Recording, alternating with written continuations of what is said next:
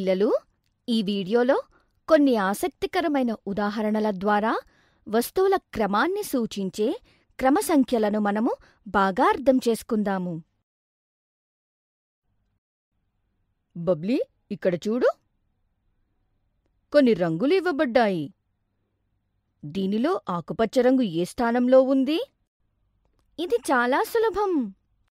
1, 2, 3. ఇక్కడ ఆకుపచ్చ రంగు 3వ సంఖ్య స్థానంలో ఉంది. చూడు బబ్లీ, మనం ఇక్కడ రంగులను లెక్కించాల్సిన అవసరం లేదు. ఇక్కడ మనం ఏ రంగుని ఏ ప్రదేశంలో ఉందో చెప్పాలి.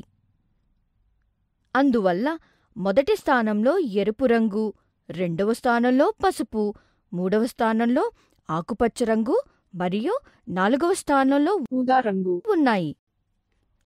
అంటే ఇక్కడ ఆకుపచ్చ రంగు ఏ ప్రదేశంలో ఉందో తెలియచేయటానికి 1, 2, 3, 4 వంటి పదాలను వాడతాము. అవును బబ్లీ. బన్నీ, ఇంకా ప్రశ్నలు అడుగు, చాలా ఆసక్తిగా ఉంది. ఇప్పుడు మరొక ఉదాహరణ చూద్దాం. చూడు బబ్లీ, ఇక్కడ కొన్ని కూరగాయలు వరుసగా ఉంచారు. వీటిలో 4వ స్థానంలో ఏ కూరగాయ ఉంది? ఇక్కడ మొదటి స్థానంలో క్యాబేజీ, 2వ స్థానంలో టమాటా, 3వ స్థానంలో గుమ్మడికాయ మరియు 4వ స్థానంలో వంకాయ ఉన్నాయి. అవును, కానీ మనం సాధారణంగా వస్తువులను ఎడమ నుండి లెక్కించాలి. అప్పుడు మొదటి స్థానంలో క్యాప్సికం, 2వ స్థానంలో వంకాయ, 3వ స్థానంలో గుమ్మడికాయ, 4వ స్థానంలో టమాటా ఉన్నాయి. అవును, ఇప్పుడు సరిగ్గా చెప్పావు. ఇప్పుడు 3వ ఉదాహరణ చూద్దాం. ఇప్పుడు చూడు బబ్లీ, ఇక్కడ కొన్ని పండ్లు ఉన్నాయి. ఇక్కడ మొత్తం ఎన్ని పండ్లు ఉన్నాయో నువ్వు చెప్పగలవా? చూడు, ఇక్కడ 1, 2, 3, 4, 5 మరియు 6 అంటే 6 పండ్లు ఉన్నాయి. చాలా బాగా చెప్పావు బబ్లీ. ఇప్పుడు చెప్పు, ఆఖరి స్థానంలో ఏ పండు ఉన్నదో? ఇది చాలా సులభం.